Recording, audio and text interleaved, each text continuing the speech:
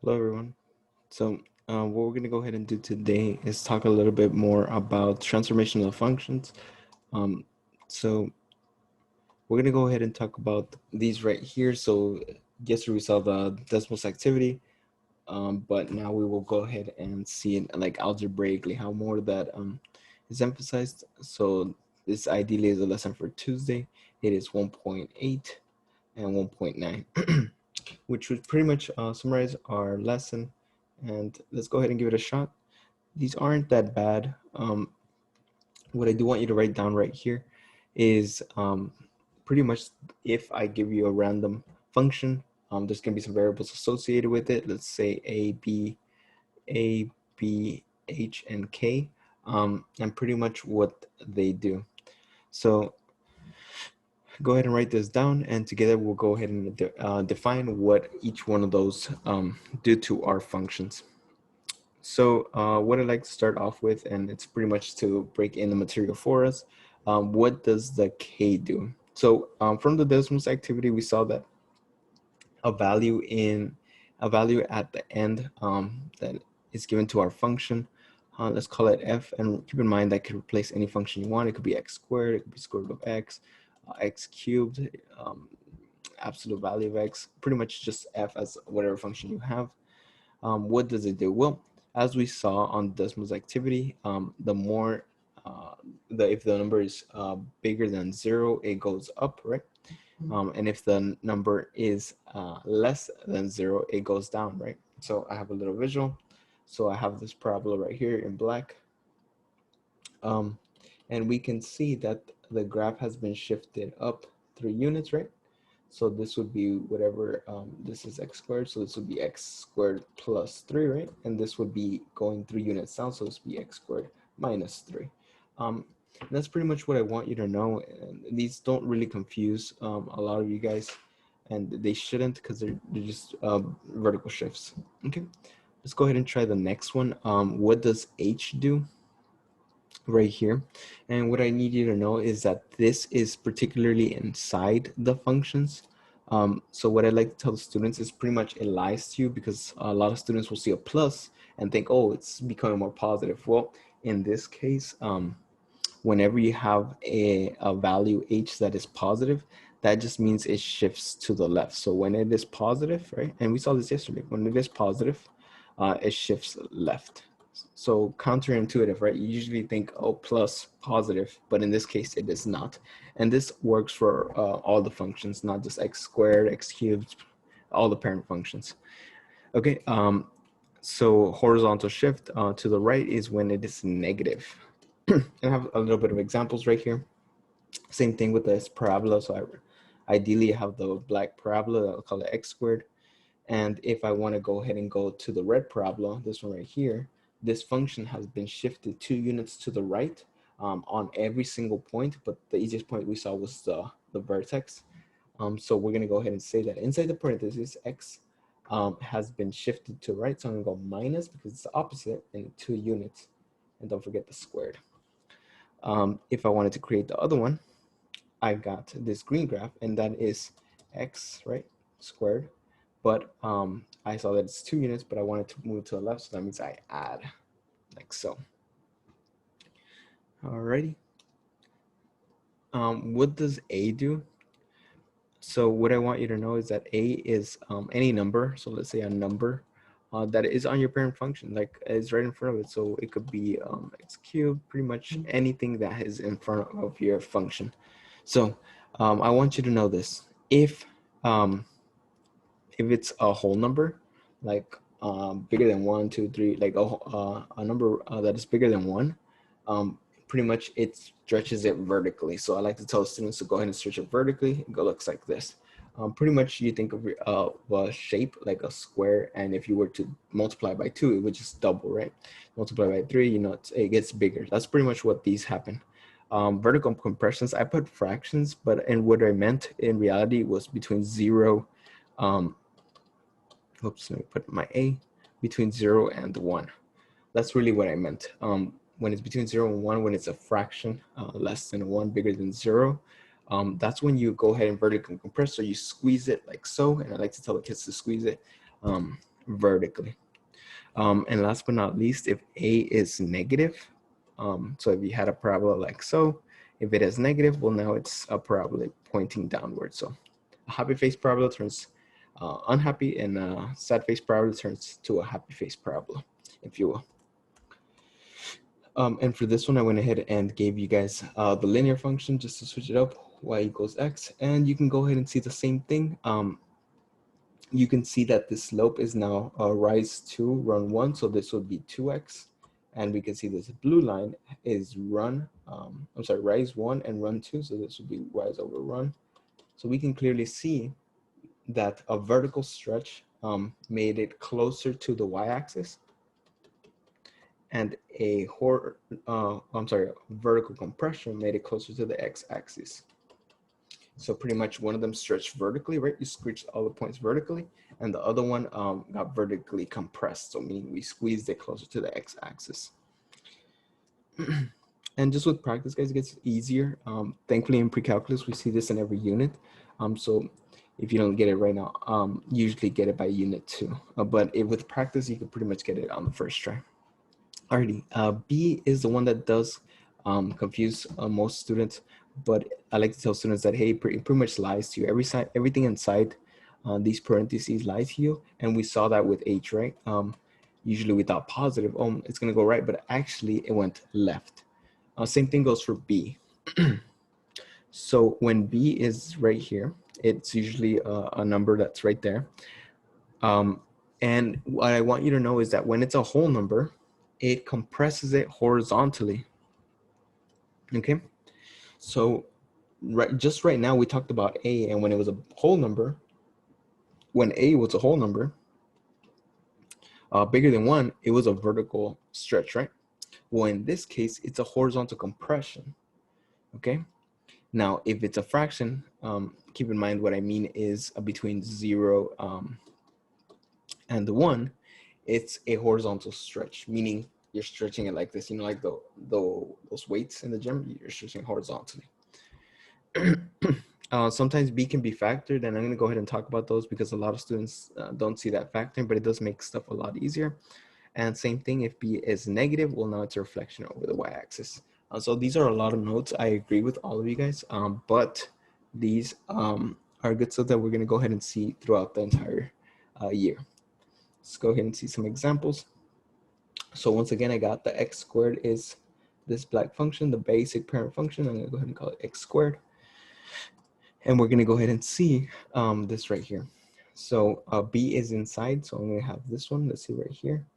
This is going to be something squared, and I'm going to go ahead and see that it was closer to my my y-axis. So this is probably 2x squared. Okay. Same thing goes for this one right here. It got horizontally compressed, so this should be 1/2 x squared. Okay. And what I want you to see is pretty much that the fraction will go ahead and make it horizontally stretched, and a whole number will make it horizontally compressed. So pretty much lies to you. And I know it doesn't look good on the negative on the y-axis because it's quadratic, but if it was a cubic like this, right, it will now be reflected about the y-axis. So now it'll be like flipped, right? Like so, if it was a negative B. Alrighty, so let's go ahead and do some examples. So go ahead and try this out and identify what is every part. So, and I went ahead and wrote the entire basic template right here. So this is A. There is no B, so I'm gonna say B is 1, right? Because there's no number right here. So this is 2, this is 1. The 3 is at -3, right? So 3, and my 2 is right here. So I'm gonna go ahead and describe every single part of what each part does. And I'm gonna go ahead and write it right here. So the 2 right here, it is the A, that is vertical stretch because it's bigger than 1, right? If you multiply me by 2, I get bigger, right? So vertical stretch by a factor of 2. So not that bad. this right here, the x has a number 1 in front of it. So ideally, if you multiply yourself by 1, you're still the same. So I'm not going to go and acknowledge that. But even though b is 1, so really nothing happened. Okay, the 3, it is a negative 3, right? So that's going to be 3 units to the right. So it's going to be 3 units right, because the h's are horizontal shift, right? And last but not least, this right here, this +2 is my k, and my k says it is a vertical shift up 2, right? So every point went up 2 units. Alrighty, so this is what we have so far. Okay. Oh, sorry, and our parent function was this x squared. So ideally, it looks like this shape right here. All right, so that is our entire transformation. So this x squared got vertically stretched by a factor of 2, got shifted 3 units to the right, and got shifted 2 units up. That's everything that happened to this function. All right, let's go ahead and try the next one. Ooh, these are nice. This is a square root. I see some negatives. I see something for b, so let's go ahead and identify everything. So this right here, and I could base my template if I need to. This is 2. My b is negative, very, very careful. My b is -1/2. It's right here. My 2 is at -2, and my 3 is at +3. So all I'm gonna go ahead and do is identify every single part. So I'm gonna go ahead and do my green. So the 2 right here, I'm gonna go ahead and write over here. That is a vertical stretch by a factor of 2. Okay, so that means all my y's got stretched, right? Got multiplied by 2. All right, the next one, I'm gonna go ahead and write it with this red right here. That little negative sign is very important. That little negative sign, let me go ahead and write it. That is a reflection about the y-axis. Not to be confused with a negative right outside, because that's the x-axis, so be very careful there. Alrighty. The next value that I see is this 1/2, so I'm gonna go ahead and write it. This 1/2 right here is affecting my b, so this, everything inside here lies to you. So I think if something gets multiplied by 1/2, it should shrink it, but ideally, I'm sorry, because it's inside the parentheses, it actually stretches it.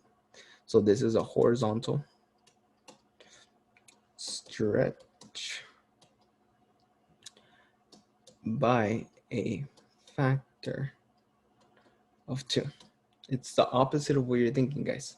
So it's a horizontal stretch by a factor of 2. Okay, it's pretty much the reciprocal, if you will. Okay, the next thing that I see is my H. So I'm gonna go ahead and go back to purple. And I see this right here on -2. So this -2, it is negative, so it's gonna do the opposite of what I'm thinking. So if it's negative, it's gonna go 2 units to the right, because it is a horizontal shift. Okay. Last but not least, I can do that in red, so I don't mind. This +3 is for my K, and that is a 3 units up, because it's a vertical shift. Alrighty, awesome. So pretty much that's what it looked. That's what all the transformations that occurred. And if we were to see this right here, we can probably see that this is my parent function. So something like a square root, something like that. But if you apply all those transformations, usually they just ask you to describe them. But if they do ask you to sketch it, they'll probably give you some points, and you apply those points. And we'll do that in a little bit. Okay. So go ahead and pause the video, try these out for yourself, and click play, and then we'll see what the answers are. So go ahead and try this one. So welcome back. Ideally, you do the same thing, but notice this one, the 2 has it on both parts. So remember how I said you can factor stuff out? So in this case, we can go ahead and factor things out. And we can go ahead and see that this is the same thing as saying 1/2. I see both of them have 2, so I'm going to go ahead and factor that 2. I'm left with 2 minus 1 cubed minus 1. And all I did, guys, was factor out this 2 from both parts. So each part had a 2, so I factored it out, and that gave me my x minus 1, just right here. If you want to check your work, you can distribute this into both parts and you get this original, right? But trust me on this one, I think I factored it correctly, right? Okay, so let's continue. So we're gonna identify this part right here. The number outside is usually the A. This right here is my B, that's a 2. This minus 1 right here, that's a minus 1, that's my H, horizontal shift. And that last one right here is my vertical shift. So let's go ahead and identify everything. So the 1/2, that right here, usually, so this doesn't lie to me, this is my my A. So I'm gonna go ahead and get multiplied by 1/2. That means I'm gonna go ahead and get vertically compressed, right? So this is vertical compression by a factor of 1/2. So I'm getting compressed by 1/2, right? I'm pretty much slicing myself in half, right? Let's go ahead and see the next one, do it in purple, and it's talking about this 2 right here. This 2 right here is inside the parentheses, so it's going to be something to do with a horizontal. So horizontal, okay? So I want you to think about this. Normally, when we get multiplied by 2, we think about, oh snap, it's going to get bigger. But in this case, no, because it lies to you. Everything inside the parentheses lies to you. So it's going to be horizontal compression by a factor of 2, okay? So horizontal compression by a factor of 2. Because we're pretty much thinking, oh snap, it's going to get bigger, but it didn't because it's working horizontally. All right, the next one I see is this minus 1 right here. So a minus 1 inside the parentheses lies to you. So a minus 1, I'm thinking, oh snap, it's going to go left, but no, it goes right. So it's going to be horizontal shift 1 unit. It is negative, so it goes to the right. Okay. A lot of students get confused and they're like, oh, but Mr. Pacino, what's going on with this 3? Well, remember, this is just telling us that our function is x cubed, right? So don't worry about that 3. Okay. Right here, the last one says this minus 3 right here. I'm sorry, minus 1, sorry. That is a vertical shift 1 unit down. Okay. So pretty much this is how we identify these transformations. Okay. Alrighty. I believe that's all I have for you guys. The homework will be given to you on your notebooks. It's actually there right now. But like I mentioned, these are just stuff that you can go ahead and practice with, and throughout the year get really good at them. Okay. Alrighty. Thanks, guys. As always, it's a pleasure. See ya.